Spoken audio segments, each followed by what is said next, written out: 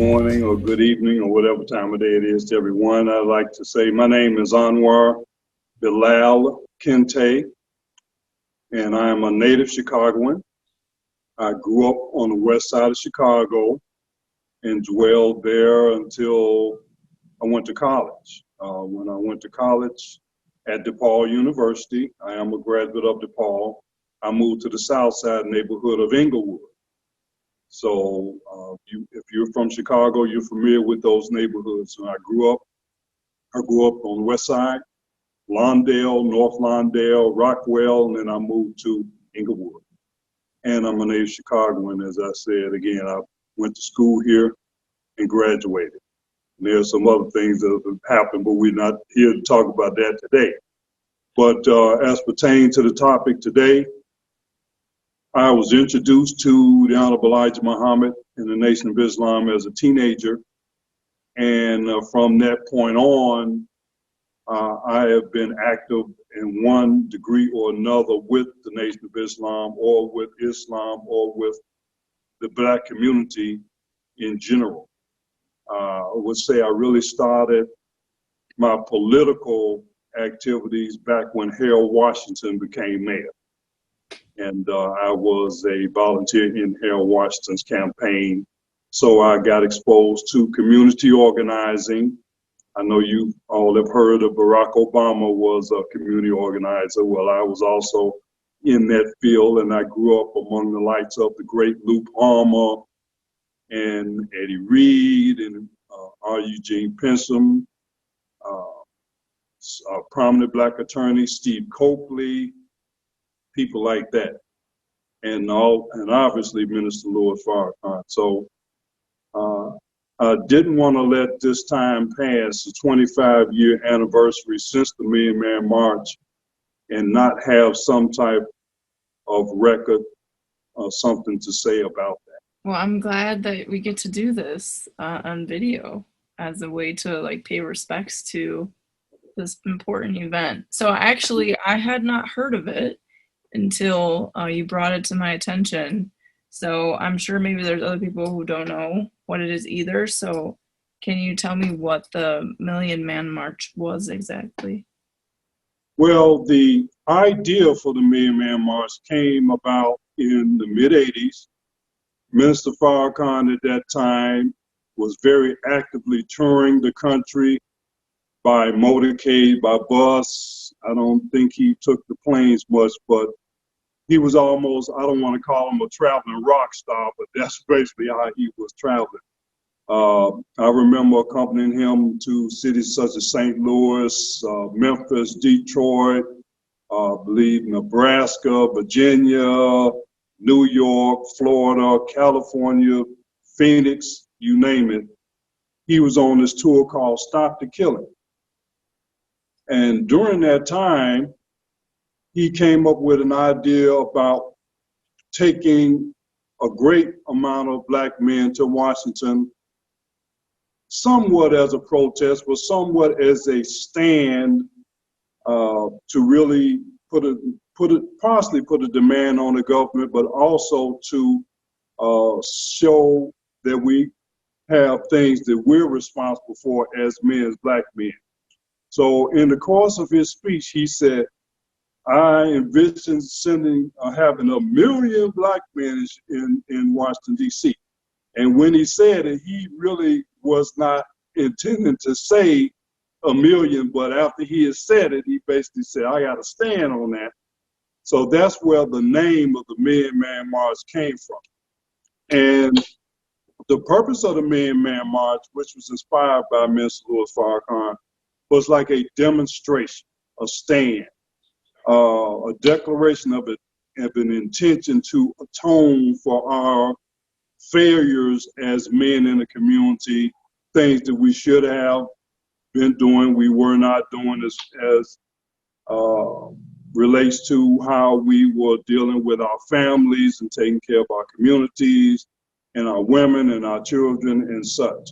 So that was partially what the march was, and it was called a march, was really like more of a rally, a demonstration, and a stand, really to really show the world that black man is not what they say we are, which is mostly in the media portrayed as something negative.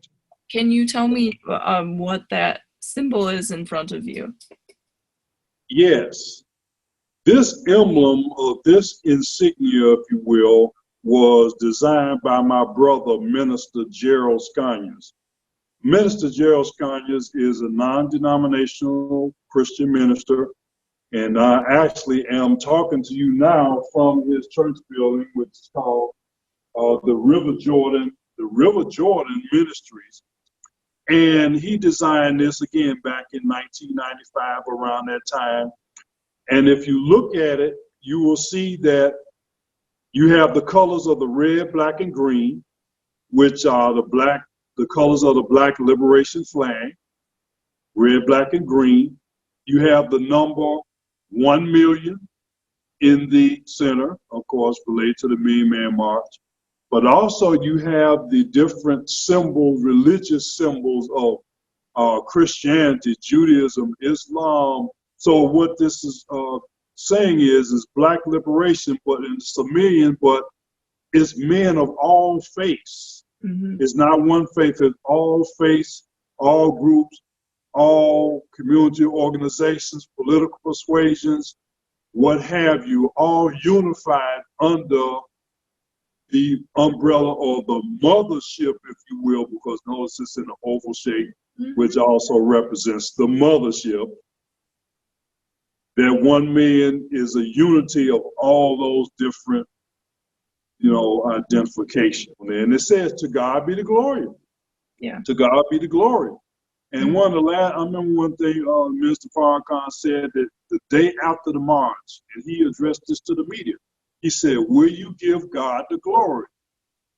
You see this gathering, 1 million, almost 2 million men there, peaceful. They were thinking, all these black men are coming here, they're going to tear down the city, it's going to be some riot. No, it was one of the most peaceful demonstrations ever. No arrests, no fighting, nothing, just brotherhood, people hugging, people sharing, talking to each other, fellowshipping. And that's not the image of black men that usually is portrayed. Can you tell me about your hat and what the symbol is? It FOI? I'm glad to do that. I was a member of the FOI, which is the Fruit of stand for the Fruit of Islam. Okay. The Fruit of Islam is the name given to the military training of the men who belong to Islam in North America. That's literally what the Fruit of Islam means. The fruit is the best. The fruit kind of represents the maker, the owner, the cream of the planet Earth. Mm. It's kind of related to that. Yeah. And this was one of the uniforms that they had at the time. I rarely have worn it. Matter of fact, I have not touched this uniform to wear it since before the march. So I just thought it appropriate that since I had this uniform, I said, let me wear it, So, and then you see WFM, which stands for Wallace Farad Muhammad, who was known as the founder or the person who God sent to the black man to establish Islam here in North America. You said this was in 1995, correct? 1995. 1995, okay. And was there anything in particular, politically, that ignited this march to happen? Does that make sense, that question? Right, I know what you're saying. No, I don't think it was one particular incident. I think it's been the accumulation of 440 years of the black man's oppression in this country, or in this area of the earth. The first black men that we know of that were brought here by the slave trader John Hawkins. I don't know if you heard that name, John Hawkins, but he brought his ship, which was called Jesus, by the way, to Virginia in 1555. So 1995 actually represented 440 years of oppression since our sojourn, since we were brought here to the shores of North America.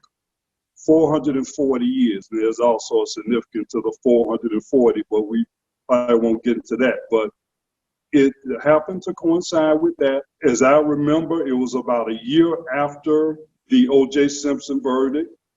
That was part of it that was going on right then. President Bill Clinton was in office. Like I said, it's an accumulation just of the work of the Nation of Islam as taught by Honorable Elijah Muhammad and his spokesman, Minister Louis Farrakhan. So it's just a natural progression of Minister Farrakhan's theme of, brother, stop the killing. Politics without economics is symbol without substance. So it was right in line with that. So can you tell me about how you initially became involved with the Million Man March? At the time of the Million Man March, I was actually a registered follower of the Honorable Elijah Muhammad, a registered member of the Nation of Islam. I actually obtained my X. You heard of Malcolm X. I actually was Anwar X, but at the time, when you realize the X was in, the reason why we were given the name X is because we black people did not know what our real forefathers' names were when we were brought here from Africa. So the X, so like I said, Malcolm X, even though we know his last name was Little, he took on the X, which meant the unknown. He didn't know what his real forefathers' names were. So at the time, I was a registered follower. So I was already, obviously, Minister Farrakhan had this vision and spearheaded this and was the main organizer and convener. And he's the one that called the 1 million men to come to Washington, D.C. for this demonstration. And there's no one else in the world besides Minister Louis Farrakhan who could have done that. No one else. So it wasn't that he made the call, but God made the call for those million black men to come through him. And it should be understood that it was called, but they were called there by God. And it just happened to come through Minister Louis Farrakhan. So again, I was in the Nation of Islam, and I also was politically astute and active at that time with people such as Lou Palmer, Conrad World, the Black United Front, Steve Coakley, people like that. So I was already used to community organizing. So it was a natural progression for me to join the Million Man March local organizing committee. So I was on that committee. And our main head of that, the president, if you will, was the Reverend Al Sampson. Reverend Sampson is the pastor of Fernwood United Methodist Church, which is located on the south side of Chicago. But what is so distinctive about Reverend Al Sampson is he is one of only 2 men who were personally ordained into the ministry by Reverend Dr. Martin Luther King Jr. He was only one of 2 people who was ordained personally by Dr. King. So he brought that gravitas to the organization and that background. So a lot of very important figures and a lot of people who were influenced and also mentored by really influential figures. Yes, mentored by Reverend Dr. Martin Luther King, Malcolm X, Minister Louis Farrakhan, of course, was involved with it as spearheaded, Honorable Elijah Muhammad, the local political leaders in the Black Liberation Movement. So can you tell me about your experience walking in the Million Man March? The kind of things that you felt and like the empowerment and different interactions you had with people? Yes, I can just say that since we started the organization, I mean, the power or that feeling started even long before we even got to Washington. Because we had the local organizing committees all over the country who were knocking on doors, passing out flyers, selling newspapers, making phone calls, telling their family and friends about it. I remember a distinct memory around that time. I don't know if you ever heard of this group called the Grateful Dead. There's a rock group called the Grateful Dead. Mhm. At that time, during that summer, the Grateful Dead happened to be in Chicago. And I remember distributing flyers and selling newspapers near the Lakeshore Drive. And, you know, the people that follow the Grateful Dead around, they're called Deadheads. Yeah. So I actually encountered some Deadheads while I was out there promoting the Million Man March.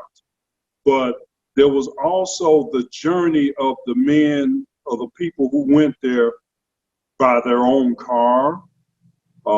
Many thousands went by bus. Many went by airplane. I actually flew there by airplane. And during that journey on the road, especially at every rest stop, there was always a great number of men who were on their way to the march. So people got a chance to talk to, you know, hey, brother, how you doing? And you on your way to the march? And yeah, brother, how'd you hear about it? You know, so there was a lot of camaraderie and brotherhood and fellowship there, and that spirit of unity and togetherness that was fostered just on the way to the march physically. So I would say, you know, it started long before getting to the city itself. Matter of fact, when I arrived there, and of course I flew, and fortunately I was able to stay with a relative there. So I didn't have to worry about any place to stay. It was very convenient. I was just able to get on the public transportation and go right to the mall. But I remember first arriving there, and I saw Brother Conrad Worrell, who recently passed away a couple months ago. He was the head of the Black United Front, one of the black political and black liberation activists there. I remember on that particular day, I got there very early. I mean, there was hardly nobody on the mall. I believe I got there maybe 7 in the morning or something, very early. So I was there early enough to be able to stand pretty close to the stage. I was pretty close to the stage, right in the center. And again, it was just the feeling of looking around and seeing the hundreds and the thousands and the tens of thousands and the crowd building. And I know all these people are here for this purpose, to come and make this demonstration, to make this stand and make this declaration. And I know that probably a great percentage of them, 80, 90% of them, had no intention or no inclinations to even go to Washington, D.C. for anything. But they were there, and of course I was there for this purpose, you know, to make a stand, you know, as black men. I can't believe that I literally had not heard of it. And it sounds like it was really monumental, the amount of people that came together to really make a statement to show like the unity in the black community, as opposed to, like you said, like what people always see in the media and how the black male in America is portrayed. Yes, and that was by design. I mean, there were most of the mainstream or lamestream media, whatever you want to call them, were not in support of this march. They tried to ignore it. They discouraged people from coming, especially tried to discourage black men from coming. And I just want to relate this, Minister Farrakhan talked about Willie Lynch. I don't know if you heard of Willie Lynch, but he was a slave master back in Virginia. I don't know if it was Jamestown, but I believe he wrote a letter, I believe it was 1612, if I'm not mistaken, that he wrote a letter addressed to the slave owners at that time. And what he basically did was wrote a blueprint that said, fellow slave owners, if you follow this recipe. You'll be able to enslave the black man and keep him under your control for 300 years. And what his main thrust was, you know, there are natural differences between groups and within groups. What Willie Lynch did, what his emphasis was, is to make those differences larger. So his idea was pit the old against the young, the old black man versus the young black man, the male against the female, the uneducated versus the educated, the house Negro versus the field Negro. You may have heard that. And this is what still the media is still doing, that has done that today, even as recently as the most recent election, which I'm not even talking about that, but trying to cause division and dissension within the black community, in that particular case, over a political campaign. But that was just something in general that was used for control of the black man, to raise those dissensions, to have us fighting each other instead of cooperating. And again, it was by design that you didn't know about this.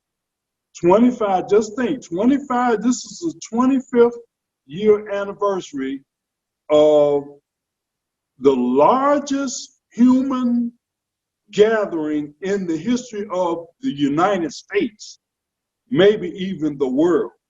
And some people tried to come behind the Million Man March and copy and duplicate what Mr. Farrakhan and the Nation of Islam did. They were sadly not successful. The media even ignored it. This just happened October 16th, which is not even a month ago, the 25th anniversary, and you heard nothing? I know, I didn't hear anything. Only for That's by design. Wow.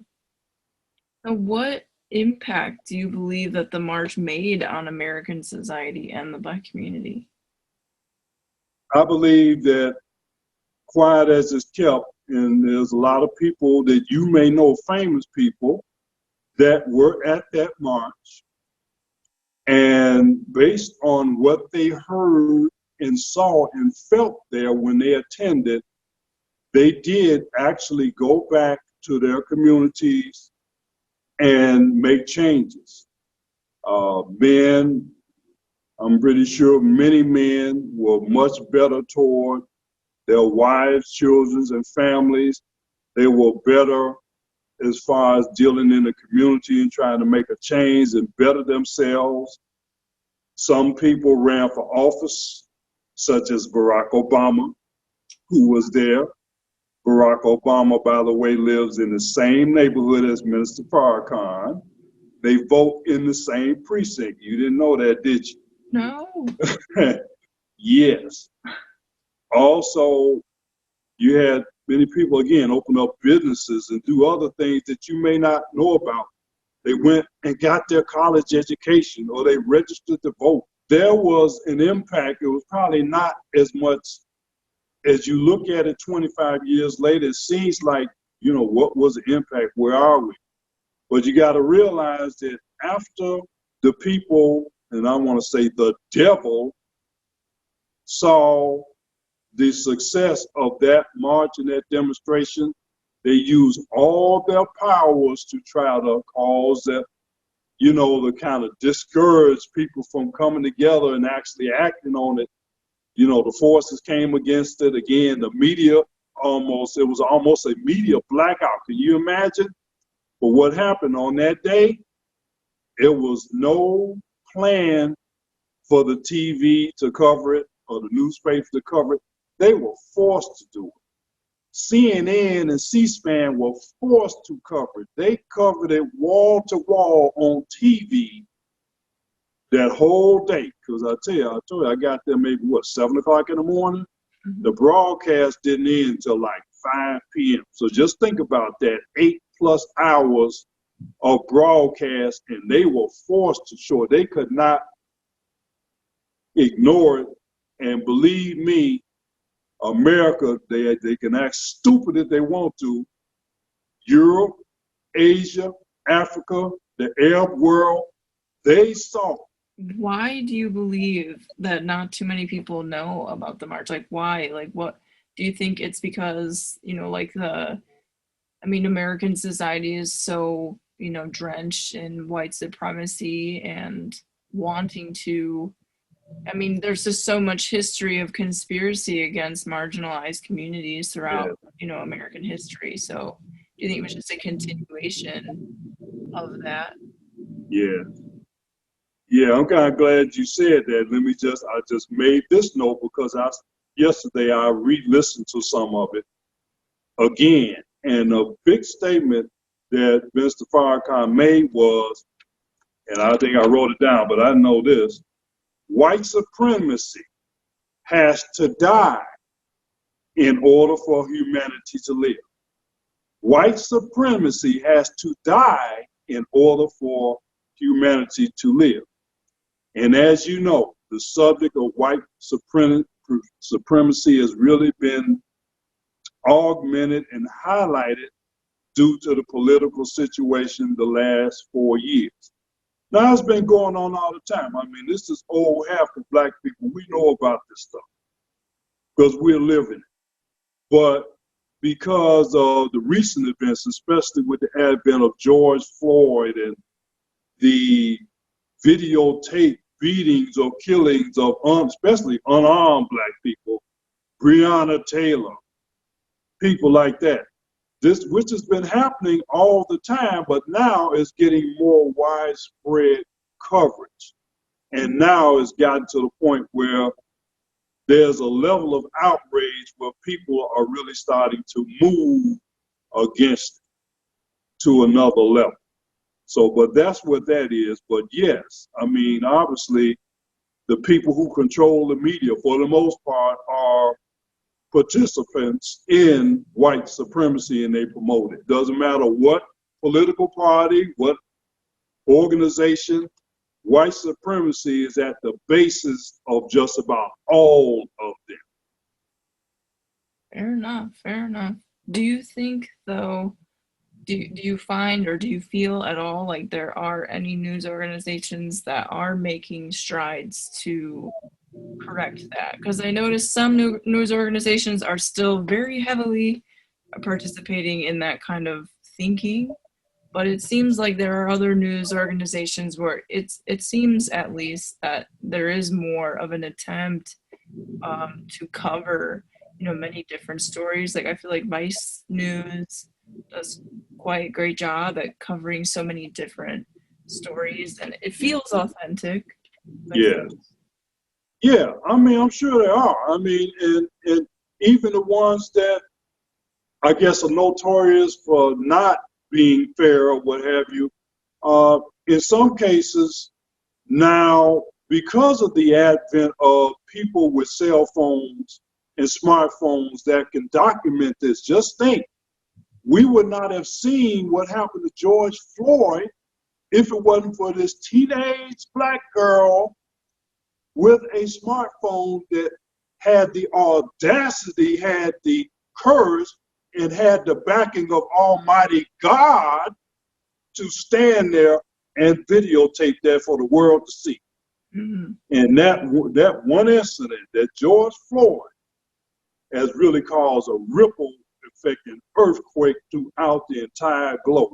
Yeah. And there are some people of all faiths, persuasions, ethnic groups, skin color, wherever you are in the world, that have come to a point where they are not going to be going back. Mm-hmm. They have no desire that we're not going to go back to Bull Connor, what happened with the sicking the dogs and the police brutality. That's why you're hearing all this rising up in various areas of the country and of the world against, the wrong behavior by elected officials and the law enforcement and the military or what have you. How are you feeling about the change in presidency? Do you think is more promising now that we do have our first, Black female South Asian vice president. Mhm. What are your thoughts? I would say that from where I stand, it really didn't bother me or matter to me who won the election, because I think whatever goes on is in the hands of God or is by his permission, whatever it is. I believe Donald Trump, and I know people hate to hear this, but Donald Trump was put in there by God. He was allowed to sit there and be there and do what he did and is doing by the permission of God. And one thing I'll just say, just as a personal note, I'd like to thank Mr. Trump for helping to reveal the real true face of America. When Donald Trump came out, he's allowed the people in the different areas of the country that have these white supremacist feelings, or anti-poor, anti-immigrant, anti-Mexican, anti-Asian, what have you. They were given license to express that in a more amenable environment, Yeah. So I'm thankful to Mr. Trump for that. And again, as I was saying before, you can't put all the white supremacy blame on people that call themselves Republicans, because especially in the city of Chicago, the Democrats are the ones who have oppressed and killed Black people here in this city. And I can tell you, because I've been here all my life. Somewhere recently where it said like representation is not liberation in politics. And I feel like I'm, on the one hand, yes, that's true. But on the other hand, I still think that it's it's a big deal that we are having representation now. It's a step in the right direction, at least. Yeah, I mean, I would agree with that. One thing that I guess is going on now especially here in Chicago, among some of us, I would say a good portion of us, that we remember when we were able to elect Barack Obama as president. We had such high hopes and expectations for things to change for the better for us here in Chicago, but that didn't happen. I mean, as far as I'm concerned, Barack Obama left Chicago, went to Washington, D.C., and left the Black folks here to die. He was the one he didn't go against Richard Daley. He actually supported and endorsed Rahm Emanuel, who was murderous against Black people here. I don't know if you remember what happened to Laquan McDonald. Yes. There was a that video cover-up. He was involved in that. That was one of the main reasons why he didn't run again. Yeah. Because he know behind what he did with Laquan McDonald, Black people wasn't going to have it. Mm-hmm. So that's why he didn't run again. People of color or Black people in these positions, but nothing is being brought home really of significance to better our condition here in this city. Most of them are cowards. They won't stand up to the governor. They wouldn't stand up to this devil Mike Madigan. So, they're Black. They got Black skin, but I mean, they're of no use to us being their representatives. Mm-hmm. What do you feel, or who do you feel most represented by, politically, socially? I know for the presidential, me personally, I was going for Bernie Sanders. Myself. There's not too much of anybody that represents me here locally. Now, like the Alexandra Ocasio-Cortez from New York. Yeah. Love her. These are the kind of people I like. Ayanna Pressley, the people that they call the squad. Ilhan Omar. These are the type of people that I would more say more in line with what I, would want to have representing me. Mm-hmm. But what mostly what we have here again is basically sellouts, cowards, and turncoats and all that. Mm-hmm. For my last question, I wanted to ask you, because recently, I think one of my old teachers recently said that this is the most that we have collectively talked about race issues since like the 60s. Yeah. And being with the Nation of Islam and working with them side by side, politically, how do you feel from your perspective, from your experiences, how do you feel about now, this resurgence of the importance of speaking about race? How much hope do you have and faith? I think it's very important. I do think that the time has come. America has come to a real crossroads this time. This is really, as somebody was saying, it's not the 11th hour, it's the hour. I mean, the time is now. These things that have been going on for this 460 something years, that is going to have to be resolved. And there's going to be a critical mass of people who are going to make sure that happens and go against any force or any body, any organization, any whatever that's trying to impede that. But one thing I want to just say again about the Million Man March, that the main theme of the Million Man March was, a subtitle was, A More Perfect Union. A more perfect union is a phrase that came out of the American Constitution. Mm. If you look that up, we work together for a more perfect union. Right.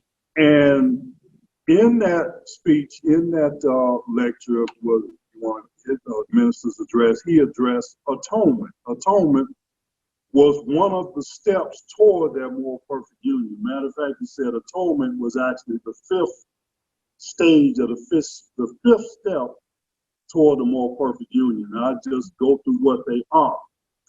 The first stage is pointing out the wrong.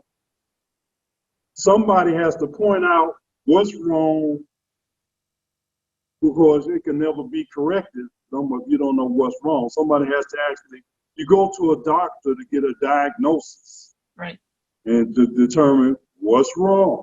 Mm-hmm. Now, you may not like what the doctor says, you may have attitude toward him or her, but somebody needs to point out the wrong. Mm-hmm. The next stage, stage two, is the acknowledgement of the wrong, recognition, or the admittance that it was wrong, or I did wrong, or that was wrong. After somebody pointed out, you say, okay, I acknowledge, yes, that was wrong. Mm-hmm. Number three is confession. Confession to who? Confession to God, number one, and confession in some way to the person who was wrong. If you did somebody wrong, you've not only confessed to God, but confess to that person, yet, brother, sister, or person, I did wrong. I have, and what that does is kind of relieve some guilt, I believe, in that process by that confession. After the confession is repentance. Now, the repentance comes with a feeling of remorse, or regret, contrition for what you have done wrong, and you've acknowledged it, and you confessed it, and you feel bad, you feel remorse about that. And then after you've gone through those stages, then you come to number 5, where you have to do something about it. And that doing something about it is atonement. Mm-hmm. And in the atonement, you're making amends or reparation or restitution for what was done wrong in this case, in this particular case. That's where the atonement comes in. I believe that there was a reference to atonement being related to one of the Jewish traditions, or I don't know if it was Rosh Hashanah or one of those that has to do with atonement. Yeah, you may know what that is. Yeah, Yom Kippur. Yom Kippur, that's what Yom Kippur, right? Number 6, after you've atoned, you've done something about it, you've make some amends, then forgiveness can come after that. And it's not just with lips, but with the heart. You can get real forgiveness. After that, the 7th stage is reconciliation. Reconciliation, if there's any hostility, that's been quelled, and now it's a harmonious situation. And then after reconciliation, that can't stop there, but that's the last step before you get to the perfect union. And the perfect union is no differences that can't be healed, no problems that can't be solved. The wounded have been made whole. And so that's what the reference is to the perfect union. And America, over this past hundreds of years, have been working toward that. Mm-hmm. And I am hopeful that we're very close to achieving that perfect union. At least, well, it wasn't so much a perfect union, it was a more perfect union. Mm-hmm. So it's not like it wasn't perfect, it was perfect for that stage of development. Yeah. But as time is going on, circumstances has changed, so that perfection needs to change with it based on, the developments of things that have happened. The Million Man March, like I said, it was a whole day of events there. Famous people spoke, Reverend Jackson, Reverend Jesse Jackson, Reverend Al Sharpton, Reverend Al Sampson, the great Rosa Parks spoke, Maya Angelou, Dorothy Height of the Negro Women's Organization, Dr. Betty Shabazz, the widow of Malcolm X, she spoke. Wow. So there were some prominent women there that spoke. And again, there was a lot of prominent people who did not speak. Like I said, Barack Obama was there, and definitely, as you can see, the results of what happened with him. And I definitely would attribute that to a lot in part of what he saw at the Million Man March.